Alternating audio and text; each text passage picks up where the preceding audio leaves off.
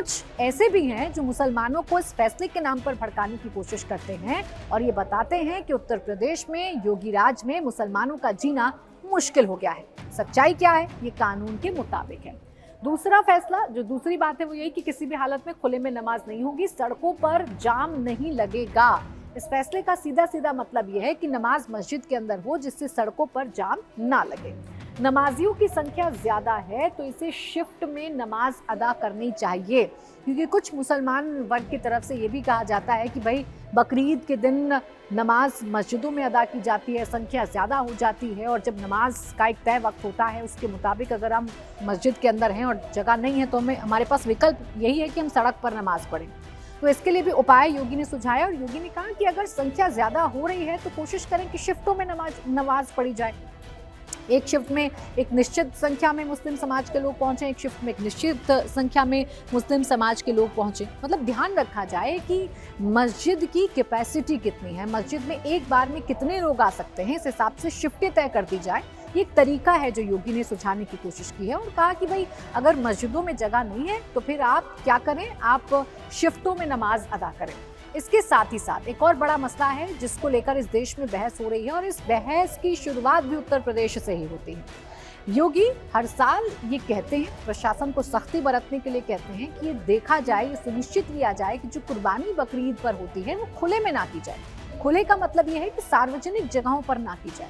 खुले का मतलब ये है कि घर के बाहर ना की जाए। खुले का मतलब ये है कि ऐसी जगहों पर ना की जाए जिससे किसी और की भावनाएं आहत हो या किसी और को कोई भी दिक्कत हो। ये फैसला योगी ने लिया। अब इस पर भी जो योगी विरोधी हैं वो यही एजेंडा सेट करने की कोशिश करते हैं कि योगी मुसलमानों को परेशान कर रहे हैं, जबकि कई बार हमारे देश की अदालतें भी ये कह चुकी हैं कि सार्वजनिक तौर पर पशु वध जो है वो नहीं होना चाहिए।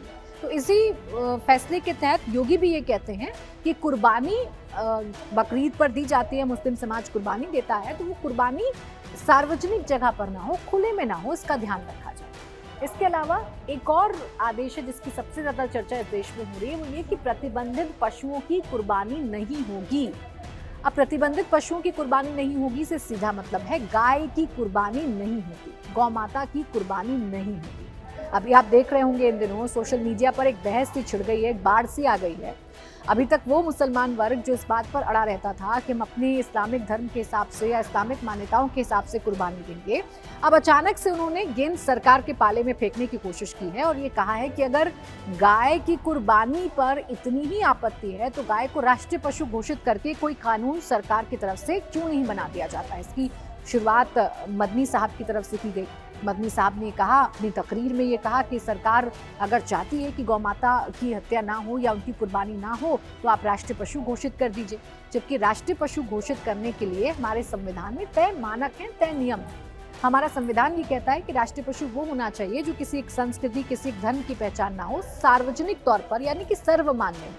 तो ऐसे में राष्ट्रीय पशु गाय को घोषित किया जाए, ऐसा मुमकिन नजर नहीं आता है। हालांकि इस प्रश्न को उठाकर या इस मुद्दे को उठाकर एक बात जरूर है, माइलेज लेने की कोशिश मुस्लिम पक्ष करता है और सरकार को अनकंफर्टेबल करने की कोशिश करता है, क्योंकि इस वक्त जो केंद्र में सरकार है और जो उत्तर प्रदेश में सरकार है उस सरकार की विचारधारा बड़ी साफ है, गौ रक्षा को लेकर बड़ी एग्रेसिव है, गौ संरक्षण को लेकर बड़ा एग्रेसिव है।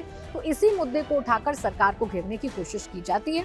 अब हो तो ये भी सकता है कि जो मुस्लिम तंजीमें हैं, जो बड़े बड़े मौलाना हैं, वो मस्जिदों से ऐलान कर दें कि अगर गौ की कुर्बानी की गई या गाय की कुर्बानी की गई तो उस पर सख्त कार्रवाई हमारा ही माशरा करेगा। वो तो ये भी सकता है कि मुसलमानों को ये समझाया जाए कि जिस चीज़ से दूसरे धर्म को नुकसान पहुंचे या दूसरे धर्म के सेंटिमेंट हर्ट हो वो चीज़ आप खुद ही ना करें। खैर, यहाँ सरकार के पाले में गेंद डालकर एक सरकार को अनकंफर्टेबल करने की कोशिश की जा रही है। इसके साथ ही साथ एक और बड़ी बात है, कुर्बानी के बाद गंदगी ना फैले। कुर्बानी के बाद जहाँ पर भी कुर्बानी हो रही है वहाँ गंदगी ना हो, ये सरकार सुनिश्चित करना चाहती है और ये फैसला भी आपके और हमारे लिए है, पूरे प्रदेश के लिए है। कुर्बानी अगर हो रही है तो वहाँ पर गंदगी ना हो। गंदगी का मतलब खून हो सकता है, गंदगी का मतलब कुछ भी हो सकता है, तो वो गंदगी ना हो इसके लिए भी सरकार ने प्रशासन को सख्त हिदायतें दी हैं कि ये देखा जाए कि साफ सफाई का ध्यान रखा जाए और इससे फायदा मुसलमानों को भी होगा, हिंदुओं को भी होगा, सिख को भी होगा और ईसाई को भी होगा। इसके साथ ही साथ हुड़दंगियों पर विशेष नजर रखी जाए। किसी भी त्योहार में उत्तर प्रदेश में कोई माहौल खराब ना करे, सरकार की प्राथमिकता रहती है। और बकरी ईद पर भी ऐसा ना हो कि माहौल खराब हो या तनाव पैदा हो जाए या आपसी झगड़ा हो जाए या सामाजिक सौहार्द बिगड़ जाए। तो इसको ध्यान में रखते हुए भी सरकार ने प्रशासन से ये कहा है, सरकार की तरफ से ये नियम है या ये कदम उठाए गए हैं, आदेश जारी किया गया है कि हुड़दंगियों पर ध्यान रखा जाए